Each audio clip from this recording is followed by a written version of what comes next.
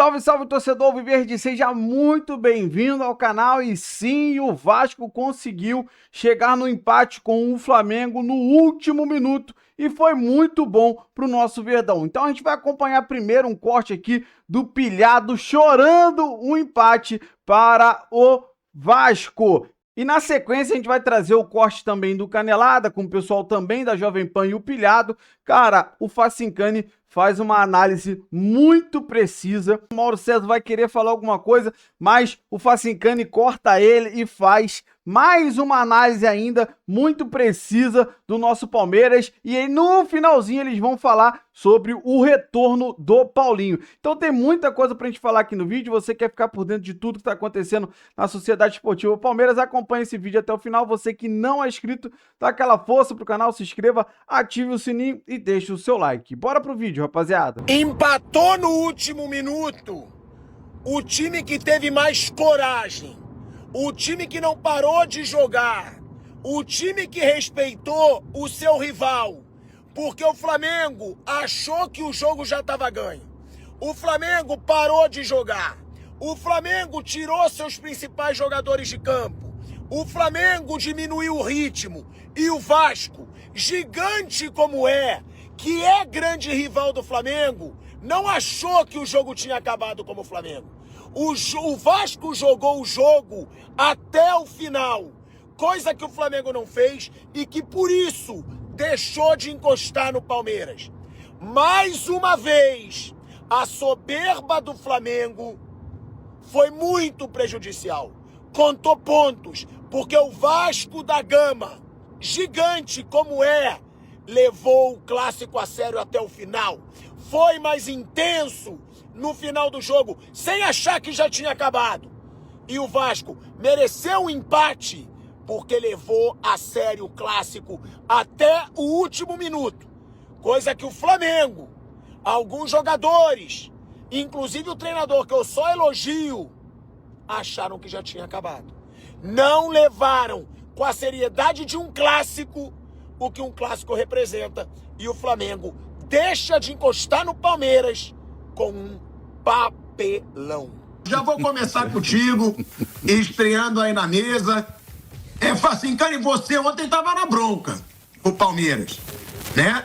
Sim. Pela atuação do Palmeiras. Exato. Contra o Santos. E o que muito torcedor reclama é que esse Palmeiras está tendo resultado, mas vem de 2 anos sem título e que não tá jogando bem com o time que tem. É isso, a sua crítica é essa e um péssimo resultado, né? Contra o Santos no Allianz Parque. É isso, Pilhadão. Um abração pra você, grande satisfação estar nessa mesa espetacular aqui, Vampeta, Mauro, contigo também. Um baita prazer fazer parte desse timaço aqui da Jovem Pan. E você falou muito bem, a liderança do Palmeiras ela é culposa, né? Uma liderança sem intenção, porque a equipe em campo ela tem resultado, mas não tem desempenho. E como você abriu muito bem o programa dizendo da polarização, se você olha para o seu principal rival jogando um futebol propositivo, com ideias, com variações, com ótima gestão, com um elenco muito forte, praticamente 2, 3 jogadores por posição, e você precisa rivalizar diretamente com ele pelas principais competições, em algum momento, quando você tem uma limitação de desempenho, essa equipe melhor vai te ultrapassar. Em 95% das vezes no futebol, o melhor vai ganhar do pior, né? Ou daquele que, no caso, é inferior tecnicamente. E a tendência é essa, né? Porque é o que eu tenho brincado. O Flamengo me parece um trem na ladeira gigantesco, dando farol, e o Palmeiras é uma motocicleta elétrica ali, pelo amor de Deus, se segurando nas cabeças, porque o futebol que o Palmeiras apresenta, de fato, é um futebol que não passa nenhuma solidez ao torcedor, não passa nenhuma solidez aos próprios jogadores, ideias perdidas dentro de campo e muitas vezes, e o resultado ontem foi apenas uma normalidade. Entenda isso, Pilhado. Você abriu dizendo que tinha um super favoritismo na teoria do momento nos clubes, administrativo e etc. Em campo, o que o Palmeiras apresenta hoje não deve nada a equipes que hoje estão em parte de baixo da tabela do Campeonato Brasileiro, brigando por situações mais preocupantes. O futebol do Palmeiras é limitadíssimo. E daqui pra frente, se não tiver evolução, a tendência é, ladeira abaixo. Mas você acha que dá para comparar com o futebol do Santos, Facincani? Porque, querendo ou não, muitas vezes que eu escuto, tá, em vários programas, inclusive no nosso eu já escutei, é que o torcedor do Palmeiras ele não liga se vai jogar tão bem ou não como liga o torcedor do Flamengo. Ele liga por resultado. Você discorda disso? E aí eu acho que tu exagerou, né? Comparar com o futebol do Santos, aí não, né? Ô Pilhado, analisa o Palmeiras em campo, analisa os movimentos do Palmeiras em campo, a forma simplória que o time joga. Se você vê o Palmeiras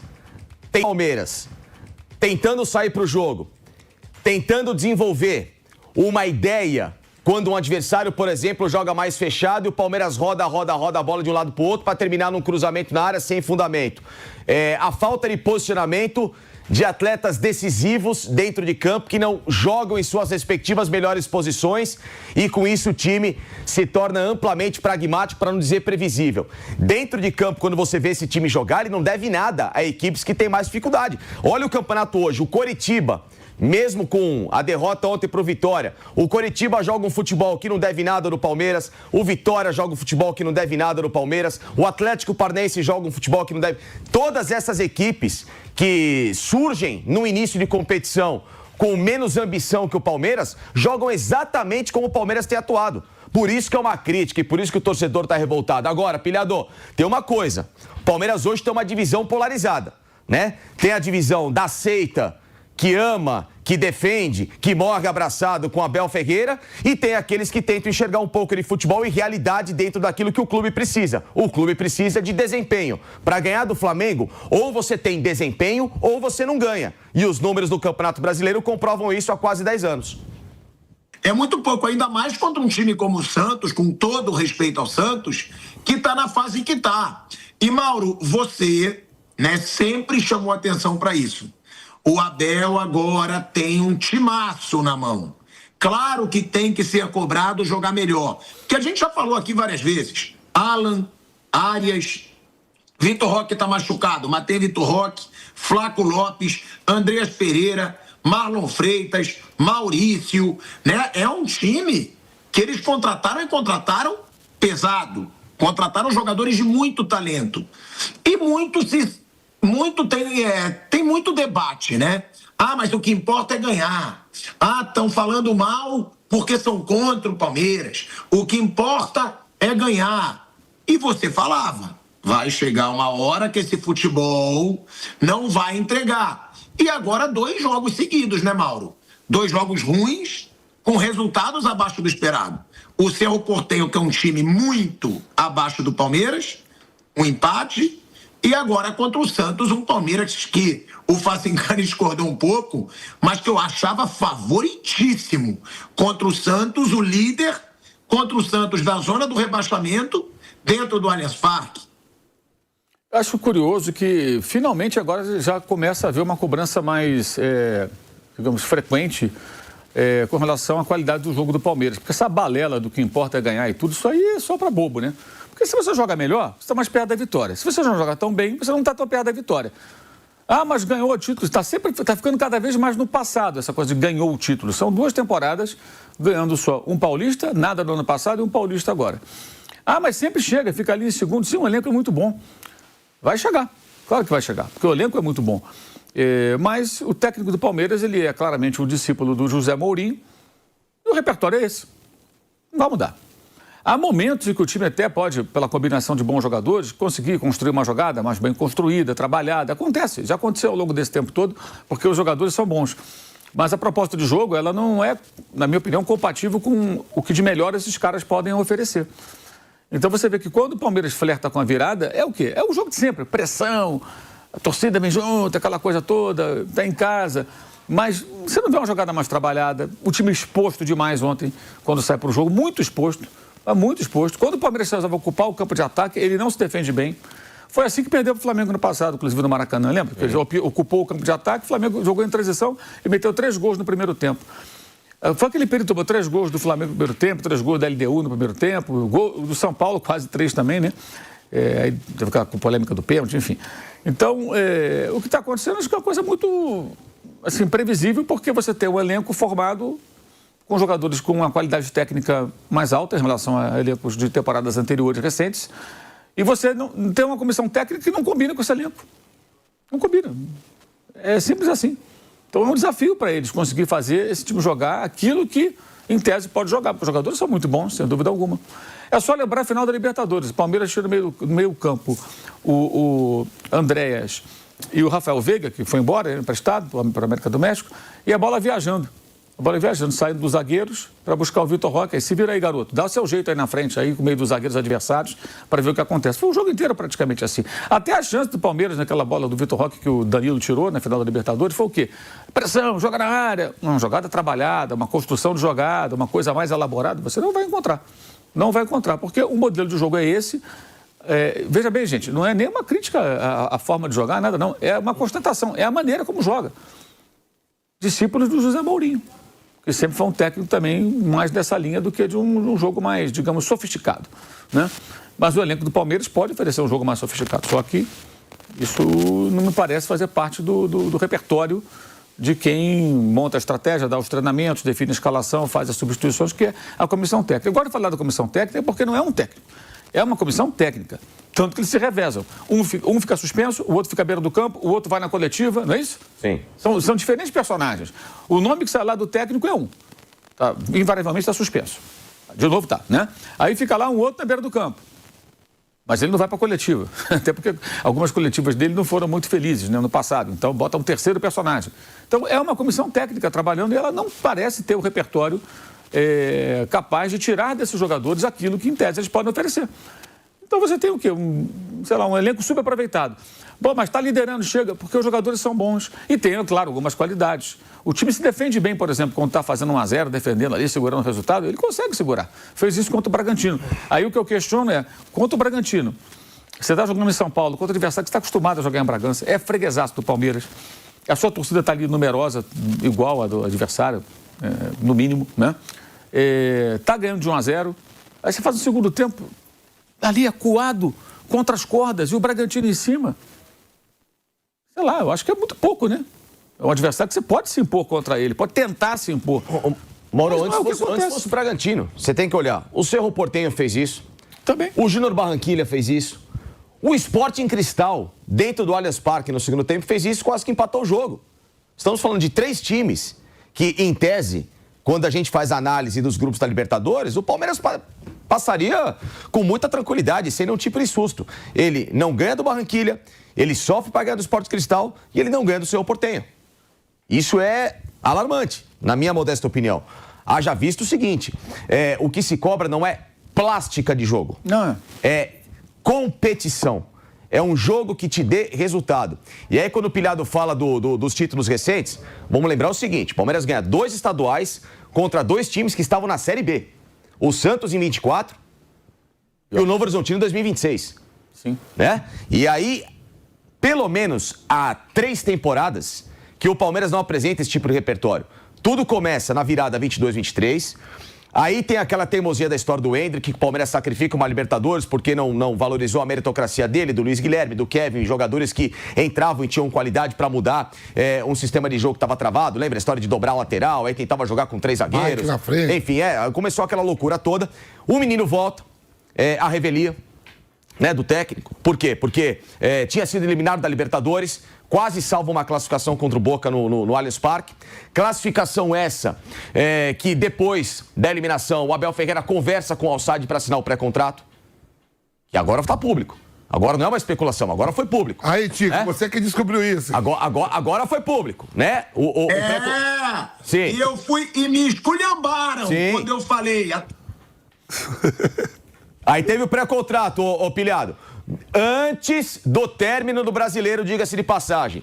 Aí o menino salva o Brasileiro a partir daquela virada histórica com o Botafogo. Ganha na conta muito de uma individualidade. 24, não acontece nada. Ganha o Paulista, sequência da temporada, eliminado em oitavas de final de Libertadores pro Botafogo, eliminado pro Flamengo em oitavas de final de Copa do Brasil, disputa lá até o final do Campeonato Brasileiro, mas depois daquele jogo acachapante com o Botafogo em casa, expulsão do Marcos Rocha, todo um time completamente perdido, perde. O ano passado, o que aconteceu? Foram 4 derrotas significativas para Corinthians no Campeonato Paulista, na Copa do Brasil, para o Flamengo, na Libertadores e no Campeonato Brasileiro. Então tem que se entender que já deixou de ser um jogo bonito, ou para analisar um jogo bonito. Agora, a análise que tem que se fazer, Mauro, Vampeta e amigos, é jogo que vence. Vence, mas com competitividade. O time do Palmeiras deixou de ter essa competitividade. Porque tem isso, né? Cortei, Mauro. Imagina. Não, perfeito. Porque tem isso, né? Porque aqui na pauta até tem. Palmeiras chega ao 13º jogo sem perder. Mas é negativo esse jogo de ontem. Esse jogo pro Palmeiras de ontem é muito negativo. Tanto o jeito que jogou quanto o resultado. Porque é jogo para ganhar em casa. E outra coisa, né? Que muitas vezes, o Mauro até fala sempre aqui, eu também, ficam, mas se fosse o Flamengo, e aí até compararam da outra vez, quando se falou do futebol do Palmeiras contra o Red Bull Bragantino, né, o chat, todo mundo, eu vi até nas redes sociais, mas contra o Flamengo o Red Bull Bragantino ganhou de 3-0, o Palmeiras ganhou e questionam, mas foi criticado quando o Flamengo perdeu de 3-0, e muito. Agora, realmente, com o elenco que tem esse Palmeiras hoje, se contentar só em resultado, uma hora, como disse o Facincani, como disse o Mauro, vai tropeçar. E o Flamengo vai estar ali, sempre na cola. O Palmeiras pode ser mais regular que o Flamengo? Até isso eu digo, já foi. Hoje em dia não é. O Flamengo do Leonardo Jardim, que a gente vai falar daqui a pouco, tem 14 jogos, 10 vitórias, 3 empates e 1 derrota.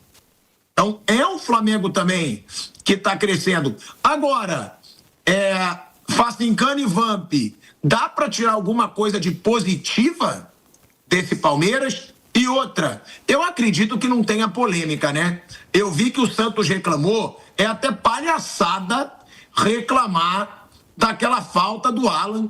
Não foi nada no lance do Flávio Lopes. Nada. E eu vi que o Santos reclamou da arbitragem. Aí é brincadeira, né? Nada a reclamar, pilhador. A arbitragem ontem 0. E no lance da falta que o torcedor do Santos reclama, o Barreal tenta forçar a queda.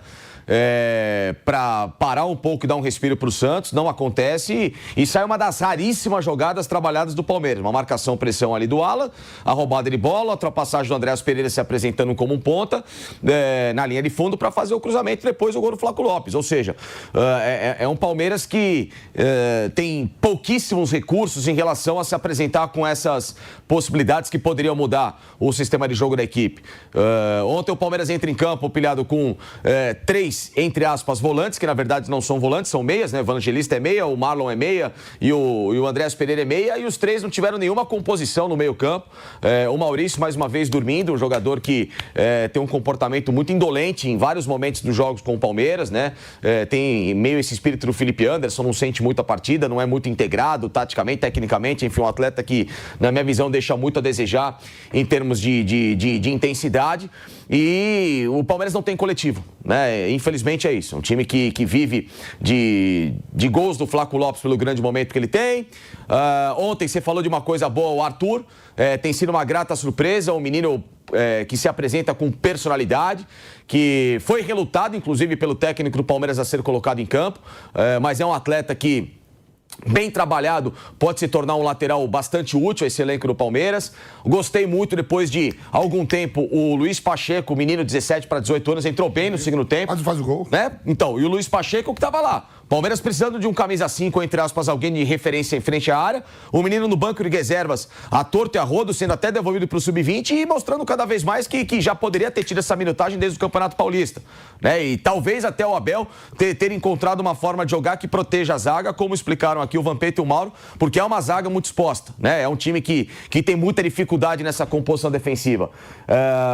E o momento do Flávio Lopes, né, o Pilhador? São pouquíssimas coisas hoje que se absorvem de positivo nesse Palmeiras. É o momento do Flávio Lopes, talvez a individualidade também do John Arias, né? Em alguns momentos ela vai aparecendo, e que agora pode ter ainda o Paulinho, né, gente? O Paulinho é um jogadorzaço. Aí, pra mim, é que a pressão vai aumentar ainda mais em cima do Abel. Porque se não jogar bem com o Paulinho, Alan, John Arias, Flaco Lopes, Vitor Roque, Andreas Pereira, Marlon Freitas, aí desiste, porque o próprio Mauro disse que o Abel não consegue jogar de outro jeito, né? O Mauro falou isso aqui, mas não tem como. Você tendo tanto talento na mão, você não fazer esse time jogar. Bom, rapaziada, esse foi o corte que eu trouxe para vocês, falando muito sobre o nosso Verdão. Claro, com o primeiro, o pilhado chorando o empate aí para o Vasco. E, sinceramente, cara, se tivesse mais um tempinho ali, o Vasco virava aquele jogo.